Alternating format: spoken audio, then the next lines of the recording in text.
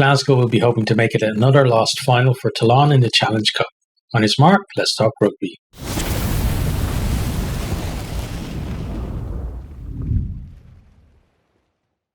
European Challenge Cup final. It's Glasgow versus Toulon. It's in the Aviva Stadium in Dublin, Friday the 19th of May. Kickoff is 8 p.m. BST.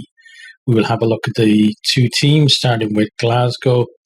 So, backs, fullback is Smith, right wing, Cancellieri, centres, Jones and Tuipulotu, left wing, Stain, halfbacks, Miotti and Horn, front row, Batty, Brown and Fagerson, Zander that is.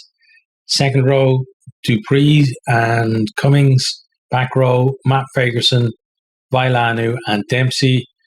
On the bench then, Matthews, Macbeth, Bergen, Richie Gray, Bean, Darge, Price and McDowell.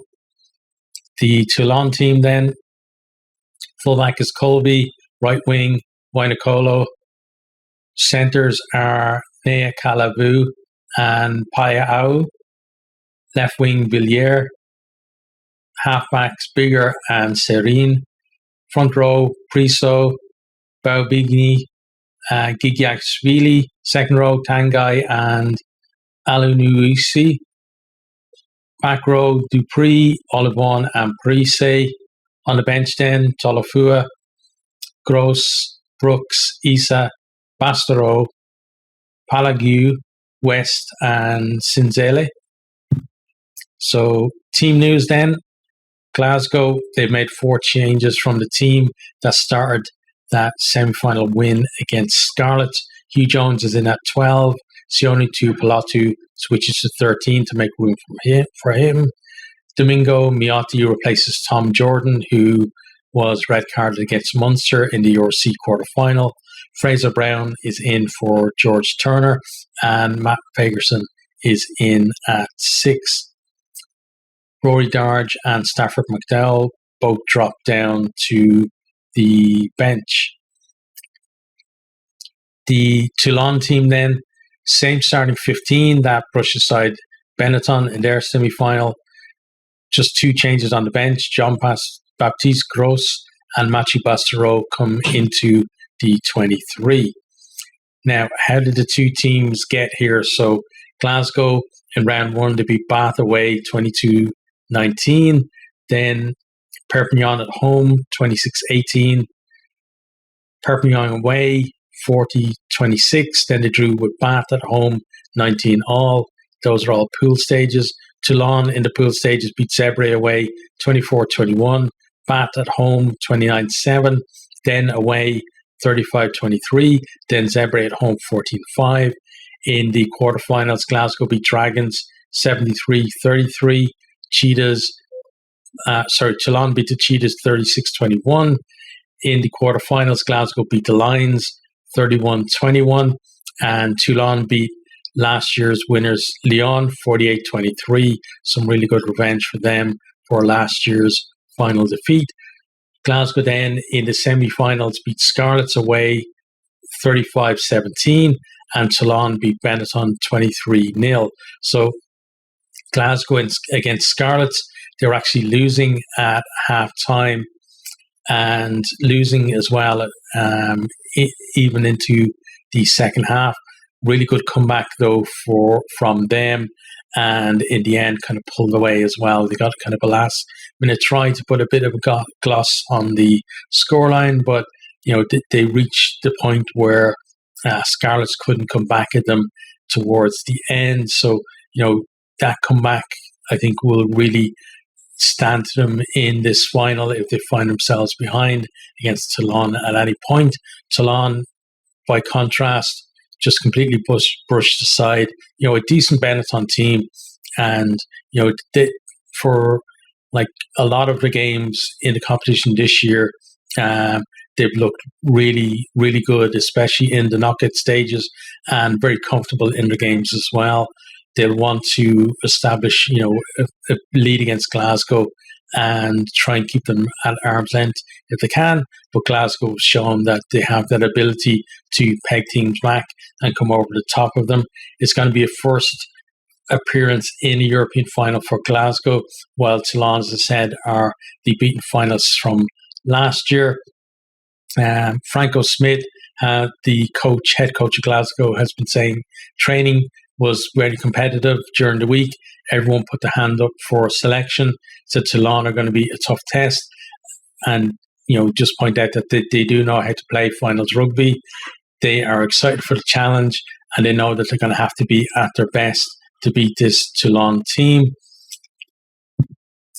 In terms of, where the big battles are, like if you look at, the back rows, you got Matt Ferguson, Vailanu, and Dempsey, against Dupree, Ivan, and Parise. That is going to be a massive battle there.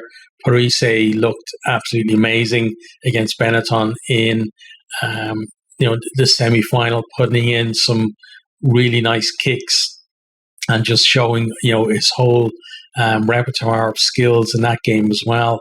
And, Olivon is a massive competitor there too. I think Parise maybe will feel a little bit stung that he's been left out of Italy's training squad for the upcoming Rugby World Cup. No actual surprise there, though, because I think Italy are doing the right thing. I think it would be a step backwards. He would kind of overshadow the new team that's trying to build. But for Toulon, he's very special, and he could definitely have an impact on this game.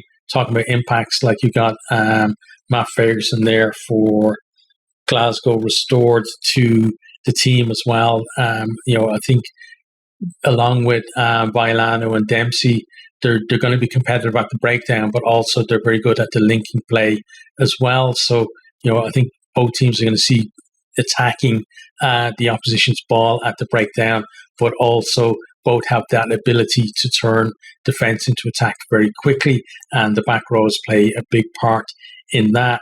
It's going to be interesting as well, impact from the bench. I think, you've got Richie Gray and Rory Darge on the bench for Glasgow, definitely going to be looking to impact things, and they got the vast experience with Ali Price there as well to come on for them. For Toulon, you've got Bastero there set to come on to he's obviously not the player that he used to be, but he can still have a big impact. It takes a lot to bring him down when he carries the ball, but handling maybe has deteriorated a little bit for him. But looking at just the back line as well for Toulon, like you got Colby, Wainakolu, and Villiers in there, then Dan Bigger pulling the strings. They're going to be hot on attack, but Glasgow, we know, really good as well on attack. You got Horn now instead of, you got Miotti instead of Tom Jordan in there at 10. Like Miotti was decent earlier on in the season for them. So going to be interesting to see how that kind of plays out for them. You got Jones and Tugalatu back again in the centre pairing. Like they were devastating for Scotland in the Six Nations, and because of injuries and stuff, haven't played as much together for Glasgow this season, but it's good to see them back together there. Then you got like Cancellieri back in the team as well. You got like Kyle Stain, captain there. So two really excellent backlines as well. And then, I think the battle as well in the scrum is going to be a key one there too. Both teams are going to want to kind of get the nudge on there and kind of get it into referee's head that they're winning. Glasgow maybe could struggle a little bit in the line-out if Toulon decide to attack them there. But I think if Glasgow can get clean ball on their line-out, then that's going to be a great platform for them to attack from as well.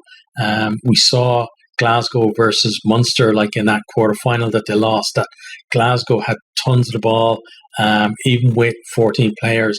They were making plenty of ground, but that final finish was the big problem for them. In this final here, they're not going to get that many chances, and they're going to have to be able to convert. Toulon have shown already like that they can be very ruthless when they get into the opposition 22. Glasgow are going to have to do exactly the same as well. Otherwise, I think that they're going to end up ruining some missed chances. I think in terms of, overall, Toulon, they've got to be the favourites for this, especially with the experience of last year's final. It just goes to show, like, Leinster aren't the only team looking to, put the fact that they fell at the final hurdle last season to rights this weekend. I think that's going to drive the Toulon team on and may actually, drive them on to lift the trophy. Glasgow, they've been in great form in the second half of the year. They did slip up against Munster. They won't want to do the same again here. I'm sure there's going to be a lot of talk about, standing up and making sure that you perform on the day and not having regrets about this, because who knows, when the next time that they're going to make such a big final is again for them. In terms of my pick, I really should pick Toulon for this one, because I do think that generally that they are the favourites for it. But my loyalty to the URC means I'm going to be cheering for Glasgow, and because of that, I'm going to tip them to win.